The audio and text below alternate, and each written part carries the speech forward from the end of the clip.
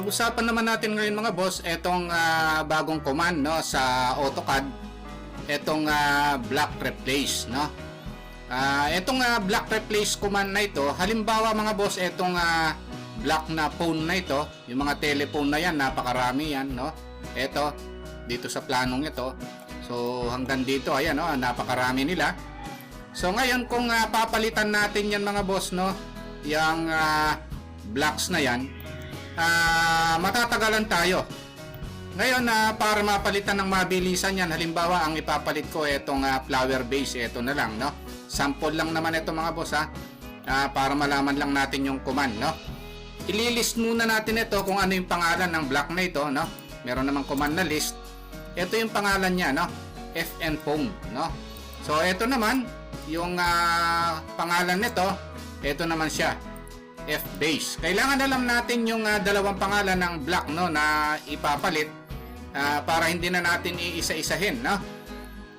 Ngayon ang gagawin natin ipe-perform natin ngayon itong block replace. Papalitan natin itong mga telephone na ito nitong flower base na ito no, ng minsanan no, para mabilis no. Ang command is block replace. So ngayon ang gagawin natin, select the block to be replaced. So, magpipick points na lang tayo. Pick natin itong button na ito. O ito yung ipipick natin. Select a block to replace. No? Ang pamamalit natin. So, ang pangpapalit natin, pick points din tayo. Ito yung pangpapalit natin. Ngayon, parts and reference items when finished. So, ngayon, kung gusto natin hindi alisin, inono lang natin. No? Ngayon kung gusto nating alisin, i-yes natin. So kaya lang ino na lang natin. So eto mga boss lahat ng phone napalitan na siya ng flower base no. Kahit saan ka tumingin dito, ayan napalitan na. Ganyang kabilis yung block replace command no. Okay, punta tayo sa susunod na topic naman. Ang susunod na pag-uusapan natin no, yung technique na object snap mid between 2 points no. So halimbawa kung hindi natin alam no yung option na yan, gagawa tayo ng circle no dito sa gitna ng dalawang point na ito. Tapos gagawa tayo ng circle diyan sa gitna. Ayun, gumawa muna ako ng line, tapos nag-circle ako sa gitna, no? So, tapos i-erase ko pa ito. Medyo matagal yung ganyang technique, no? Ngayon, kung alam natin yung object snap na mid between 2 points, mas mabilis siya, no? So, magagamit natin ito para mapabilis yung pag-drawing natin ng mga plano, no? O halimbawa, magpipick ako ng circle dahil gagawa tayo ng circle. Tapos press natin yung shift tapos yung right click sa mouse. Gamitin natin ito, yung mid between 2 points no. So click natin itong options na ito. Pick tayo ng dalawang point. Ito yung first point, ito yung second point. O yung circle natin, ito na yon sa gitna no. Ayun yan. So gitnang gitna yan no. Hindi mo na kailangan gumawa ng line muna. Tapos magsi-circle tayo, no? Ayan yung technique na mabilis, no? Okay, punta tayo sa susunod na topic naman. Ang susunod na command na pag-uusapan natin mga boss, no? Halimbawa, gusto nating gumawa ng letter o yung text, no? Halimbawa, dito sa arc na ito, no? Ngayon, gusto nating gumawa ng letter dito na naka-card no, yung text no. So ang command dyan is arc text. Ito yon no. Tapos arc select an arc, magse-select tayo. Ito yon no. Ngayon pipili tayo, nasa taas ba yung letter o nasa baba no. Tapos ito pa yung ibang mga option. So piliin na lang natin, halimbawa itong nasa taas siya. Tapos i-type natin yung text na gusto natin no. Halimbawa, sample ko lang ito, AutoCAD operator. Ayan no. Yung text height, ito rin yon no.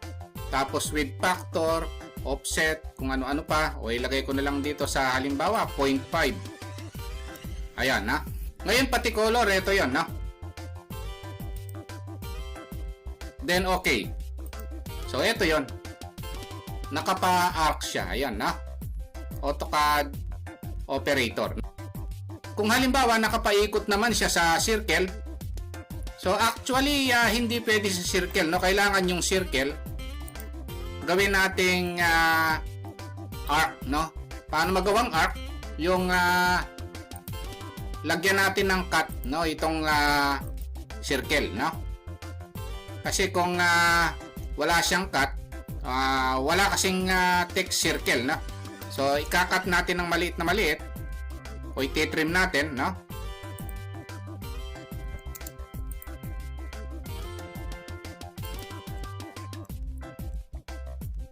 Tapos trim.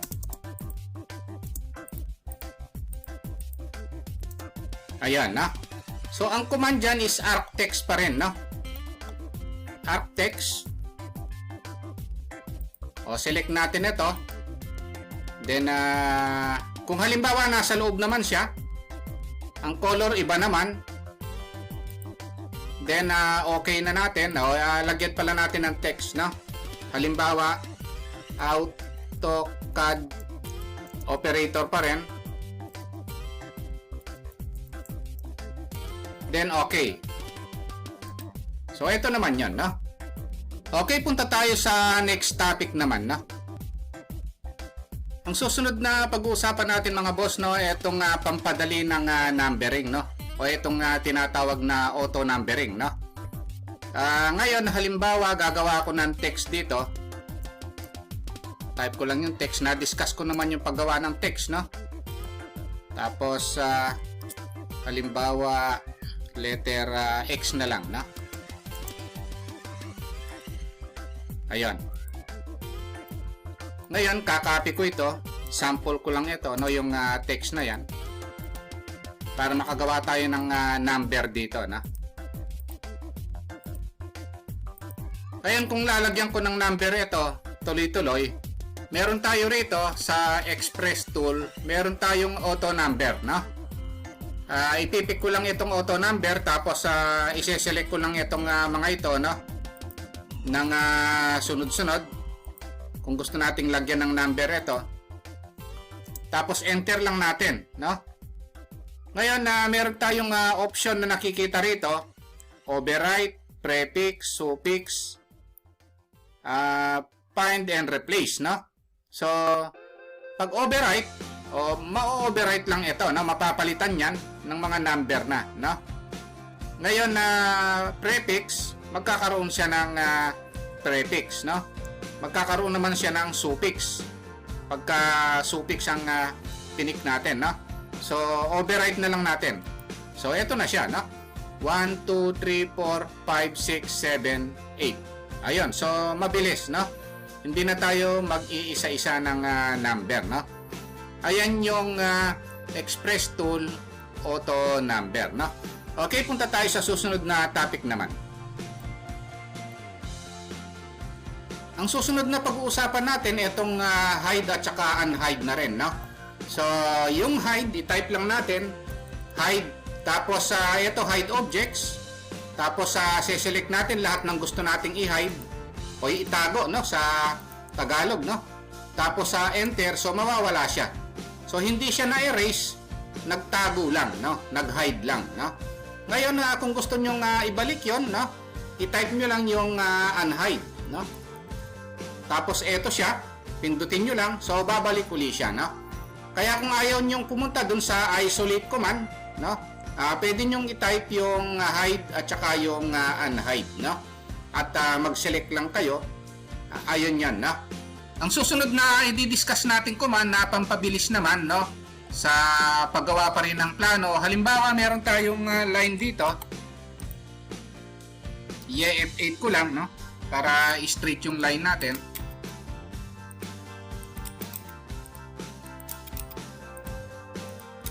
Etong command na ito, gamit na gamit din sa actual job, no?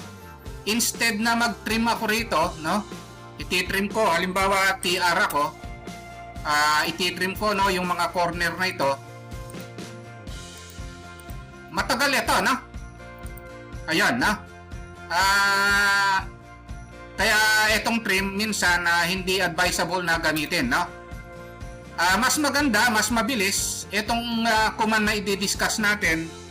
Ito yung tinatawag na fillet, no? Or fillet, no? Ito yon.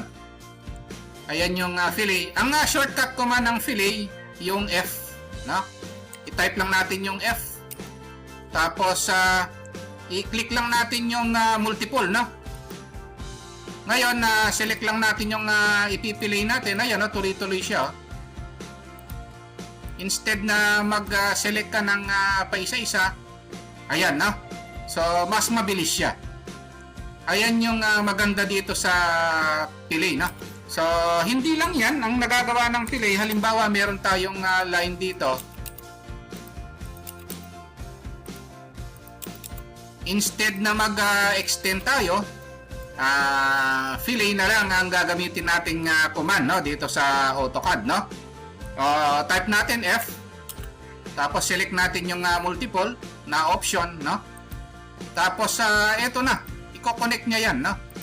Instead na mag-extend tayo, hindi lang applicable, no, sa trim etong fillet, no? Pati doon sa pag-extend, no? Ayan yung fillet. Okay, ayun lang mga boss, no? Kung nagustuhan nyo itong video natin, huwag niyo muna po palang kalimutang pindutin muna yung subscribe, no, dito sa maliit pa lang nating channel. Isama nyo na rin po yung like at saka notification bell. Thank you very much at God bless po sa inyong lahat.